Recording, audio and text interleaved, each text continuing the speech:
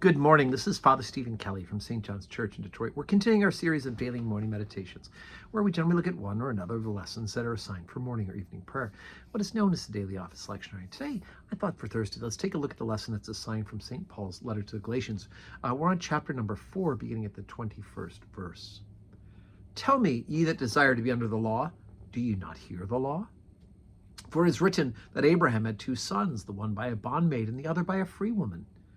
But he who was of the bondwoman was born after the flesh, but he of the free woman was by promise, which things are an allegory. For these are the 2 covenants, the one from the Mount Sinai, which gendereth to bondage, which is Hagar.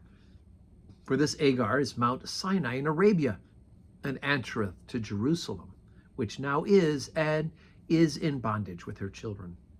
But Jerusalem, which is above, is free, which is the mother of us all. For it is written, Rejoice, thou barren that bearest not, breakest forth and cry, thou that travailest not. For the desolate hath many more children than she which hath an husband. Now we, brethren, as Isaac was, are children of the promise.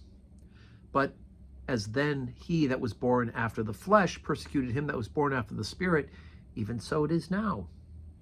Nevertheless, what saith the Scriptures? Cast out the bondwoman and her son. For the son of the bondwoman shall not be heir with the son of the free woman. So then, brethren, we are not children of the bondwoman, but children of the free. Okay, so remember we're talking about the story of Abraham, who's married to Sarah, but also has children by Sarah's slave. And so it is that he has the child with Hagar, and then of course he has the child with Sarah, and of course Sarah's child is Isaac.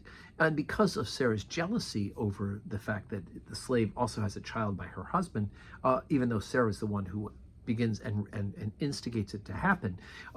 So it is, of course, by Sarah's demand of Abraham that she is cast out. And of course, you have to go back to Genesis and read all that story.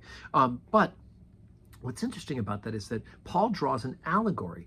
Now, usually we think about Isaac as being Jerusalem, right? Because he ends up being Abraham, Isaac, Jacob. The covenant goes through his line. But Paul uses it as an allegory. He calls those who are following the law to be the ones of the slave woman.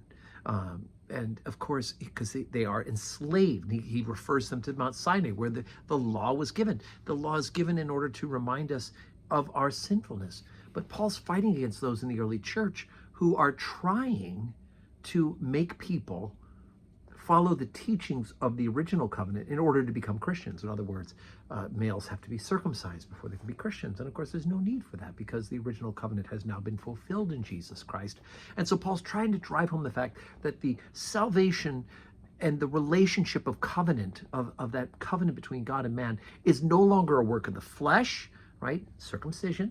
It's no longer an act of our being able to keep the law. It's grace. It's a gift from God. It is Jesus Christ himself who has accomplished for us. Now, there's things that we do. We are baptized with water, right? We're born again of water and the Holy Spirit.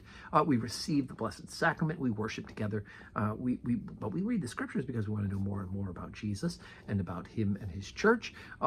So, of course, we read the Scriptures, but can you get to heaven without reading the Scriptures? As long as you believe Jesus is Lord and you seek to love him and serve him, absolutely. But I do encourage you to read the Scriptures so that you know why and how to please him. Because we have a relationship with God, right? We have a relationship with Jesus Christ, and I want to know everything I can know about him, and so that I can love him more and more. So anyway, it helps to think about that allegory, because then if in fact we are the heirs of the new promise, then we are Isaac, right? And that's the point that Paul is trying to draw by doing it with allegory. So today is Thursday, so which means 10:30 Holy Communion, 4 o'clock evening prayer. And I do hope that we can see you in church, or you can join us online for that worship on this channel where you're watching this live stream. And may God give you a Thursday that is full of blessings.